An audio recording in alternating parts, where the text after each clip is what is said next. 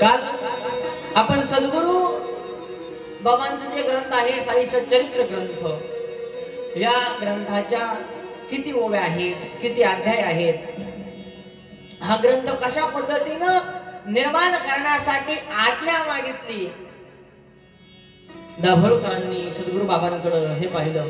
त्यानंतर सद्गुरु बाबांचं प्रागट्य कोणत्या नगरीमध्ये झालं हे आपण काल ऐकलं.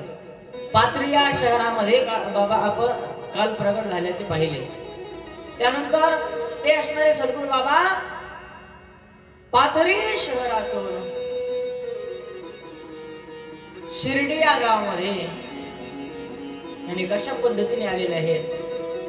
तर मधला जो कालखंड आहे, या कालखंडामध्ये बाबा 12 वर्षापर्यंत कुठं होते, तर व्यंकुशा नावाचे गुरुवारी आहेत आणि त्या व्यंकुशा या असणाऱ्या महात्म्याकडे होते. त्यांनी सद्गुरु बाबांना अनेक असणाऱ्या पद्धतीचं आत्मज्ञान शिकवलं. सद्गुरु बाबांची तपश्चर्या त्या ठिकाणी पूर्ण करून घेतली. नाथ संप्रदाय, सद्गुरु साईबाबांना काय म्हणतात, साई नाथ. नाथ म्हणजे, नाथ या शब्दाचा अर्थ माहिती तुम्हाला? नाथ म्हणजे मालक, नाथ म्हणजे धनी, नाथ म्हणजे स्वामी. असा असणारा नाथ एवढा आहे. सद्गुरु बाबांनी भगवे वस्त्र परिधान नाही केले, तर मग पांढरे वस्त्र परिधान केले. शास्त्राच्या अनुसार अतिशय पवित्र, अतिशय सात्विक जर कोणता कपडा असेल तर तो सात्विक, सर्वात सात्विक कपडा कोणता? पांढरा शुभ्र असणारा कपडा जो आहे तो अतिशय सात्विक सांगितला शास्त्राच्या मते. म्हणून आपल्याला कधीही कपडे परिधान करायचे असतील, कपडे घ्यायचे असतील, आपल्याला असं वाटतंय आपला आहार सात्विक असावा, आपण अंगावरती धारण करणारे जे पोशाख आहे तो पोशाख सात्विक असावा, आपण खाणारं जे अन्न आहे तेही सात्विक भोजन केलं पाहिजे. तदनंतर आपण राहण्यातून, आपल्या जेवणातून जर सात्विक पणा त्या ठिकाणी, हे झाले बाह्यरंग सात्विकतेचे चिन्ह. अंतरंग सात्विकपणा, अंतरंगात जर सात्विकता भरायची असेल तर ती कशी भरली जाते? अंतरंगातून सात्विकता. तर 3 गुण सांगितले. तुम्ही हरिपाठ, विश्वमौली ज्ञानोबारांचा हरिपाठ आहे काय? विश्वमौली ज्ञानोबारांचा हरिपाठ आहे. मला वाटते बहुतेक सर्व माता मुलं म्हणत असतील. त्याच्यामध्ये सांगितलं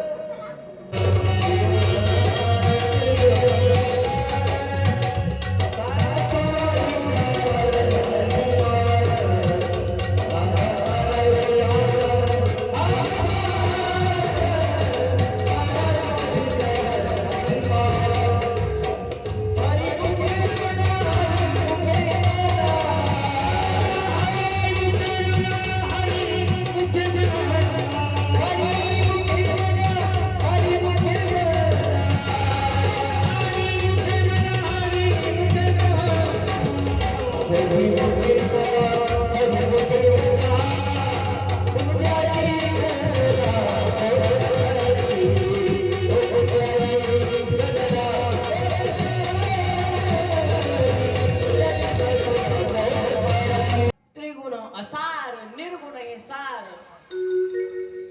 3 जे गुण आहेत हे तीनही गुण कसे आसार आहेत. पण त्यातली त्यात सात्विक असणारा जो गुण आहे ना, हा सात्विक गुण अतिशय महत्वाचा सांगितलं. प्रत्येक व्यक्तीचं जीवन सात्विकतेनं जगलं पाहिजे. राजस, तामस आणि सात्विक असे 3 असणारे गुण आहेत. परंतु हरिपाठामध्ये विश्वमौली ज्ञानोबा म्हणतात या 3ही गुणाच्या पलीकडचं जीवन झालं पाहिजे. असं सद्गुरु बाबांचं जीवन होतं. कसं? बाबा पांढरे शुभ्र वस्त्र घालायचे. म्हणजे काय करायचे? तर पांढरे शुभ्र वस्त्र घालायचे म्हणजे त्या ठिकाणी लोकांना सांगायचे काय? सात्विकतेनं परमार्थ करा, सात्विकतेनं जीवन जगा. साधू संतांचं जीवन चरित्र हे असं असतं. कसं? जन्माला आल्याच्या नंतर मी काल बोलून गेलो ना तुम्हाला, जगावं कसं रामायण आणि भगवद्गीता, त्यानंतर मारावं कसं श्रीमद भागवत महापुराण, आणि माणसाने माणसाशी कशा पद्धतीने वागावं हे संतांचं, साधूचं, महापुरुषांचं, सद्गुरूंचं जीवन शिकवून जात असतं. हेच सात्विकतेचा संदेश आपणा सर्वांसाठी सद्गुरू बाबांनी स्वतःच्या पोशाखातून दिला. असे सद्गुरू साईबाबा. आणि त्यांनी 12 वर्ष अनुष्ठान केलं, सद्गुरूंची सेवा केली. सद्गुरूंची सेवा. त्यांचे हे गुरु होते ज्या गुरुवर्यांनी शिर्डीमध्ये काही काळ पूर्वप्रसंगी म्हणजे कधी? ज्यावेळेला त्यांचे गुरु त्यांच्या गुरुवार्यांकडे होते त्यावेळेला जी साधना सांगितली होती, ती साधना करण्यासाठी जे ठिकाण निवडलं होतं ते ठिकाण म्हणजे कोणतं होतं? तर शिर्डीमध्ये होतं. त्या शिर्डी मधल्या ठिकाणावरती सद्गुरू बाबा प्रथमतः दिसले लोकांना. आणि त्या ठिकाणी ज्यावेळेला प्रगट झालेले दिसले, पाहायला मिळाले, आणि पाहिल्याच्या नंतर त्यांना कोणी बालयोगी म्हणू लागलं, कोणी संन्यासी म्हणू लागलं, कोणी साधू म्हणू लागलं. अशा विविध नावांनी त्या ठिकाणी बाबांना बोलवतात. निंबाळाच्या झाडाखाली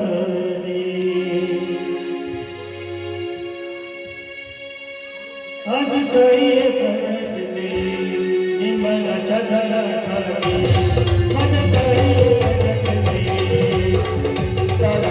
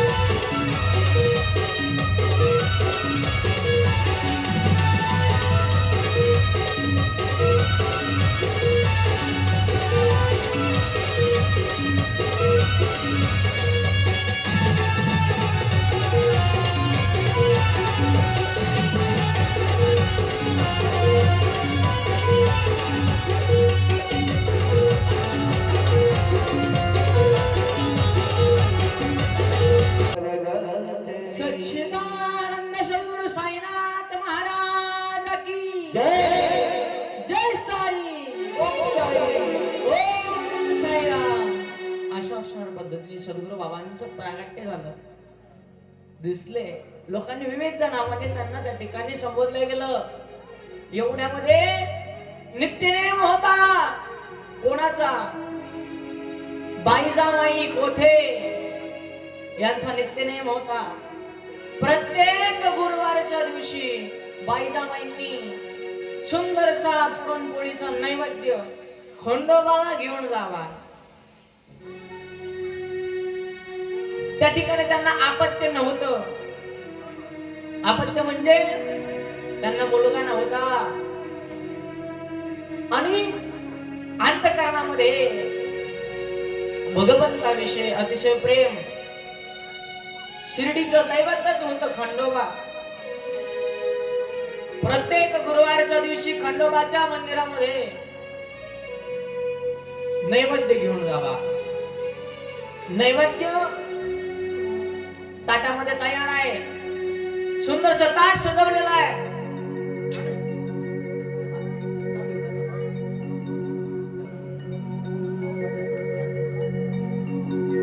सुंदरचं ताट सजवलेलं आहे. ते ताट घेऊन बाईजामाई खंडोबाच्या मंदिराकडे जातात. एवढ्यामध्ये सुंदरस स्वरूप असणार देखणं स्वरूप सद्गुरु बाबांचं. आणि सद्गुरु बाबा त्या ठिकाणी ध्यान अवस्थेमध्ये होते. ध्यान अवस्थेतल्या सद्गुरु बाबांना त्या ठिकाणी त्या बाईजामाईंनी पाहिलं आणि बाईजामाईंनी त्याच ठिकाणी जो नैवेद्य होता ना तो मंदिराकडे घेऊन न जाता तिथंच त्या योग्याला त्या बाल योग्याला त्याच ठिकाणी समर्पण करावं वाटला. देऊन टाकावं वाटला. बाळा खाऊन घे असं म्हणावं वाटलं अंतःकरणातून. कोणाला? बाईजामाई कोठे यांना. साईबाबा आहेत ते. अंतःकरण ओळखलं. साधना जरी चालू होती अंतःकरण ओळखलं. डोळे उघडले आणि आवाज दिला. बाईजामाई त्यांच्याकडे पाहत होत्या. किती सुंदर स्वरूप आहे. असं जर माझा मुलगा असता तर काय अंतःकरणात भाव तयार झाला त्यांच्या. असं जर माझा मुलगा असता तर. एवढ्यामध्ये त्या असणाऱ्या योग्याने डोळे उघडले आणि अ बाईजामाई क्या देखते हो, क्या देखते हो बाईजामाई अशा असणारे ज्यावेळेला बोलले. बाईजामाई काय पाहता माय असं म्हटले ना. त्याच असणाऱ्या शब्दाला जागृत राहिल्या बाईजामाई की हा माझा मुलगा आहे. कोण? ज्यांचं अजून नाव माहित नाही, गाव माहित नाही, कोण आहेत, कुठले आहेत, कोणत्या परिस्थितीत राहतात, काही माहित नाही. अशा बालयोग्याला आपलं पुत्र मानलं आणि त्याच असणाऱ्या पुत्राला तू नैवेद्य खाण्याकरता दिला. खंडोबा मंदिराकडे गेल्या. अंतःकरणातून पुत्र मानलं होतं. दुसऱ्या दिवशी त्या असणाऱ्या बाईजामाई तेवढ्याच लगबगीनं नैवेद्य घेऊन आल्या होत्या. माझा असणारा जो मुलगा आहे तो खाईन नैवेद्य. परंतु बाबा तिथं नव्हते. बाबा त्याच ठिकाणावर निघून गेलते. परंतु तिथं काही कूट असणारे लोक आले होते. असतात ना काही कूट लोक, म्हणजे घेण्याला देण्याचं. म्हणजे काही असो अथवा नसो काही त्यांना घेणं देणं नसतं. याचा परिणाम वाईट होईल चांगला होईल काही घेणं देणं नसतं. ह्याला बोलायचं त्याला बोलायचं, ह्याला बोलायचं. असे असणारे तिथे शिर्डीमध्ये काही लोक होते.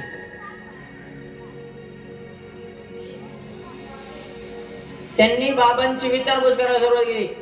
कुठला आहे, कुठून आला, नाव काय? त्यांनी काही बोलले नाही, शांत राहिले. मग अशा असणाऱ्या बाबांच्या समोरासमोर एक असणारा भक्त होता.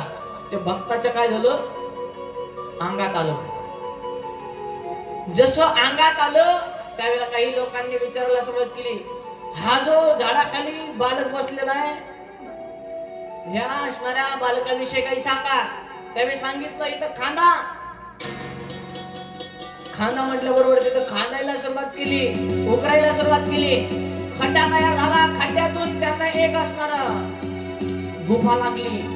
त्या गुफेच्या आत प्रवेश केला शिर्डीतल्या लोकांनी. आतमध्ये त्यांना 4 दिवे जळताना दिसले, प्रज्वलित जिवंत दिवे दिसले, ताजे फुलं. असं वाटत होतं ताजे फुलं आहेत की काय. आणि हे सगळं पाहिल्याच्या नंतर मग सगळ्यांनी हात जोडले. काहीतरी चमत्कार असल्याशिवाय नमस्कार करत म्हणच आहे, म्हण आहे, म्हण. चमत्कार असल्याशिवाय नमस्कार करत नाही. तसं त्यांना विचारलं म्हणे, महाराज बाबा, अहो बालयोगीजी, आमची चूक झाली, आम्हाला माफ करा. आपण कोण आहात आणि हे काय त्या ठिकाणी प्रकार आहे. आणि असं म्हटल्याच्या नंतर त्यांनी सांगितलं, हे माझ्या गुरुवार्यांचं तपश्चर्याचं ठिकाण आहे, तपोभूमी आहे. या तपोभूमीचं त्या ठिकाणी सांगितल्यानंतर झालं असं